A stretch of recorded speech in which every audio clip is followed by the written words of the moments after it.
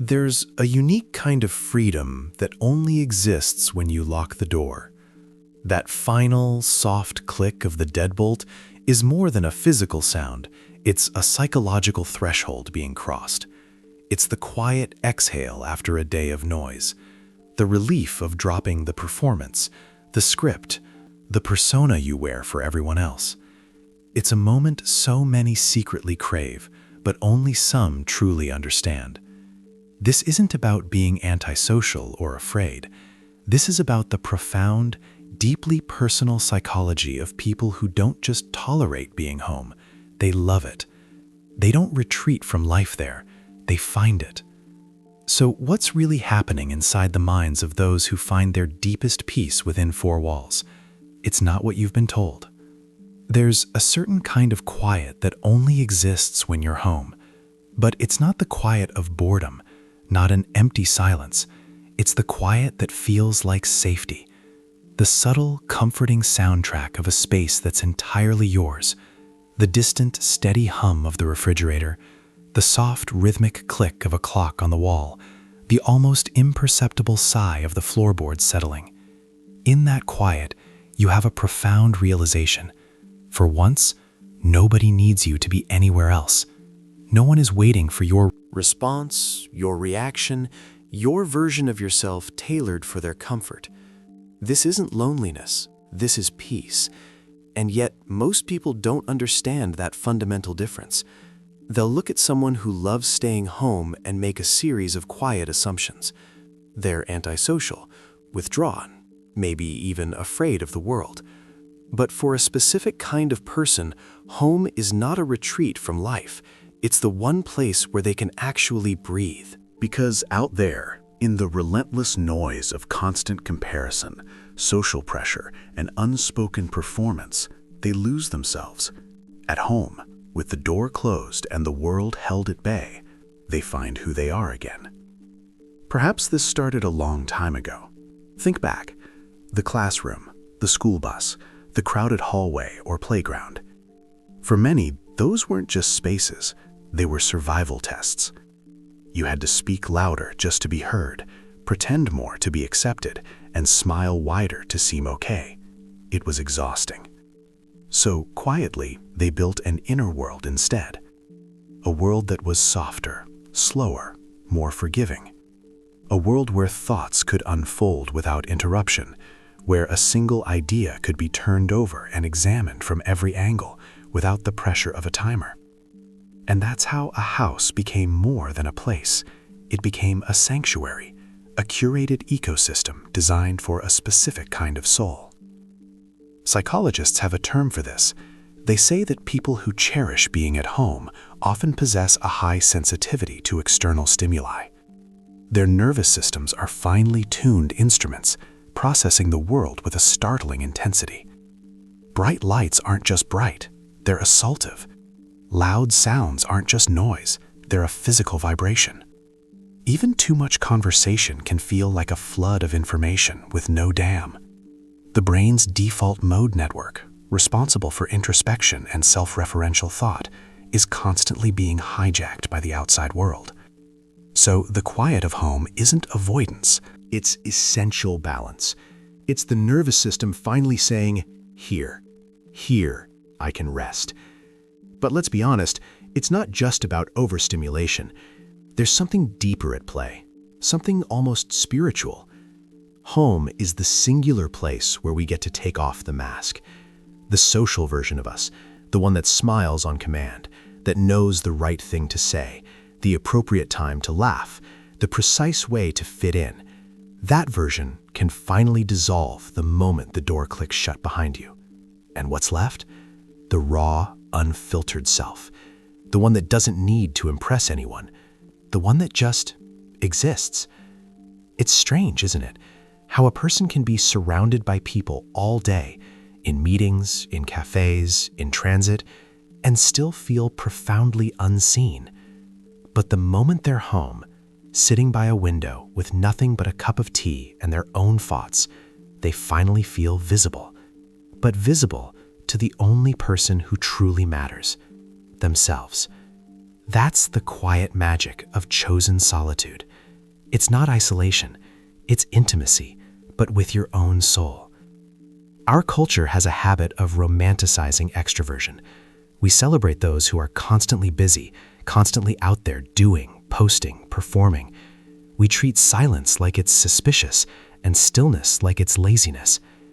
But there is a quiet, resilient power in people who know how to be alone without feeling lonely.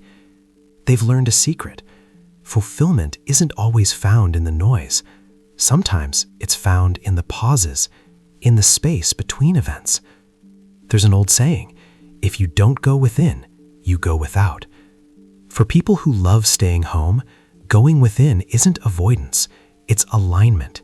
It's the primary way they process emotion, recover from the sensory onslaught of the day, and reconnect with what feels real. It's where the chaotic data of experience is sorted, labeled, and filed into the archive of the self. Think about it practically. When you're constantly surrounded by people, your identity starts to fragment. You become a slightly different version of yourself for each audience, your boss, your friends, even strangers on the street. You're managing impressions, a full-time job no one pays you for. But when you're home, you're the only audience that matters. The fragments gently come back together. You become whole again. This is where you can indulge in the quirky, private rituals that ground you, rewatching that one comforting scene from a film, organizing a bookshelf by color instead of genre, singing badly but with full passion to a favorite song. These are acts of reintegration. Of course, there's a fine line between nourishing solitude and unhealthy withdrawal. Even the most introverted souls need genuine human connection. But here's the beautiful paradox. People who love staying at home often cultivate deeper relationships, not shallower ones. Why? Because they don't waste their precious energy on superficial connections. They crave the kind of bond where silence feels comfortable, where you can sit with someone for hours, reading or working, and not feel the compulsive need to fill the air with words. That's connection as presence, not performance. Their friendships are often built in dens, not dance floors, over shared meals cooked slowly, not shouted conversations in bars. When psychologists actually study solitude, they find something fascinating. People who spend more intentional, positive time alone tend to score higher on measures of creativity, emotional intelligence, and self-determination. It's not because they're inherently smarter. It's because they are, by necessity, more reflective. They process their feelings instead of being drowned by them. They observe the flow of their own thoughts instead of running from them. And in that fertile stillness, new ideas form, clarity emerges, and emotional wounds quietly begin to heal. This is the incubator for genius and the hospice for heartache. Think about your own life for a moment.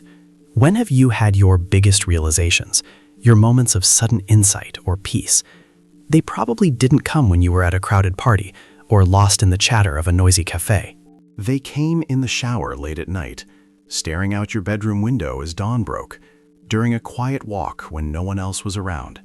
That's the hidden, practical power of staying home. It gives your mind the silence it needs to speak to you clearly. Yet there's a deep irony here. Many people who love staying home carry a secret, heavy guilt about it. They feel like they're missing out, that life, vibrant and exciting, is happening somewhere else and they are failing to keep up. Social media, of course, acts as a relentless amplifier for this guilt. An endless, curated highlight reel of parties, trips, and group smiles can make a homebody feel like they're doing something wrong, like their contentment is a form of failure. But the truth is, everyone is chasing peace. Everyone. And for some people, peace doesn't look like a mountaintop or a crowded dance floor. It looks like a well-worn couch, a perfectly brewed cup of tea, and the weight of a dog's head on your lap. It looks like staying home. This need for a retreat, a place to pause and reset, is deeply, fundamentally human. In ancient times, monks would go to mountains or caves to meditate and find clarity. Today, people do the very same thing in bedrooms, reading nooks, or tiny apartments filled with plants and soft music. It's the same ancient impulse, playing out in a modern key. The need to return to stillness after the chaos. The home, for many, is just the modern temple. And here's the concrete psychology behind that feeling. When you're at home, you're in what scientists call a low-threat environment. Your amygdala, the brain's alarm system, can finally stand down. Your body stops producing floods of cortisol, the stress hormone, because there's no imminent need to defend, perform, or impress. Your parasympathetic nervous system kicks in, initiating the rest and digest state. That's why your thoughts often feel clearer at home. That's why you might suddenly get emotional when you're finally alone. Your guard drops, and all the feelings you've been diligently holding back throughout the day finally rise to the surface. It's healing, disguised as quiet. But not everyone understands this restorative process. Sometimes well-meaning people will say things like, "You need to get out more," or "You're wasting your youth." What they don't realize is that staying home doesn't mean doing nothing.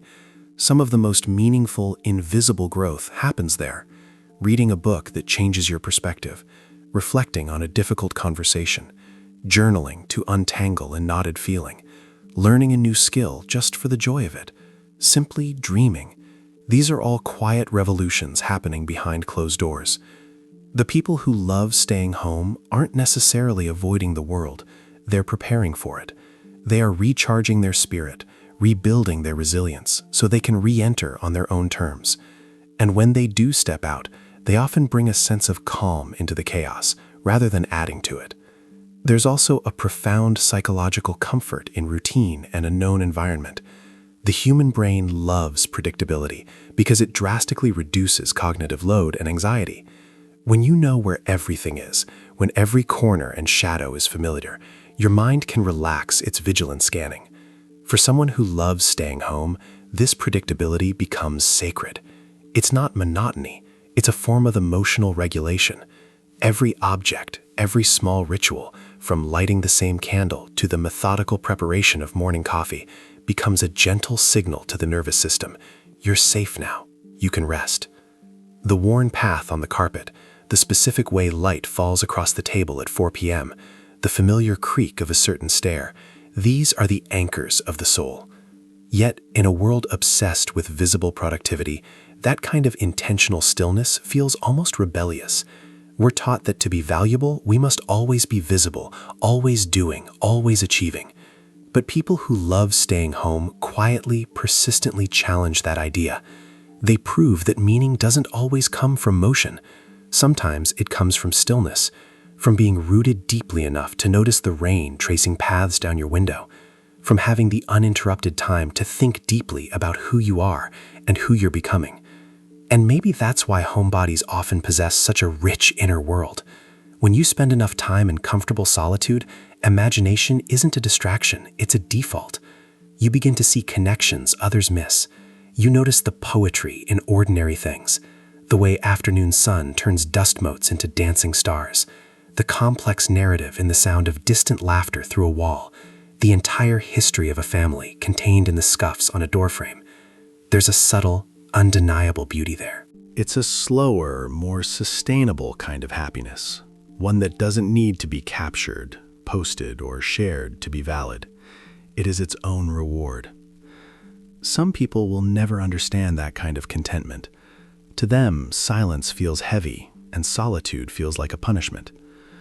But for those who love being home, silence is not emptiness. It's a complex, comforting music. It's the sound of finally being enough, just as you are.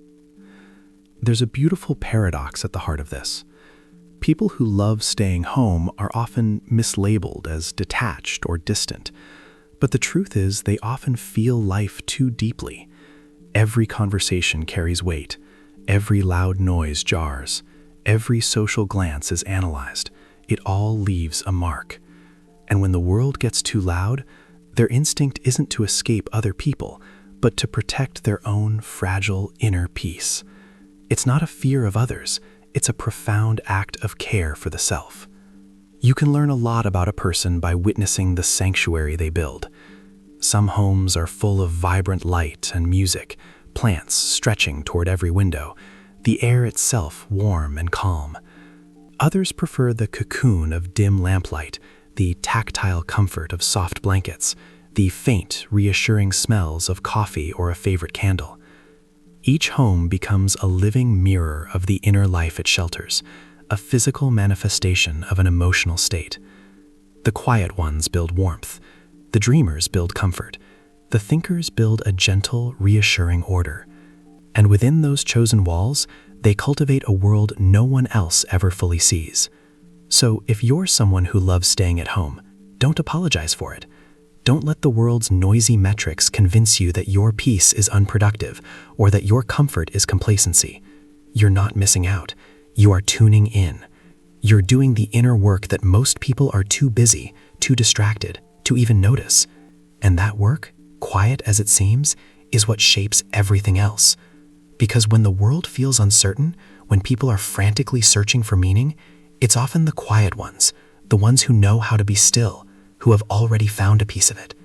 Not in crowds or noise, but in the gentle, reliable rhythm of ordinary days, in the warmth of morning light on a familiar floor, in the soft sound of evening rain, in the profound, comforting silence of a room that finally, completely feels like yours. Because home isn't just a building, it's the reflection of a peace that is earned, not given. A sanctuary built, brick by brick, from patience, presence, and hard-won authenticity. It's where you meet yourself, again and again, until one day you realize you were never really alone.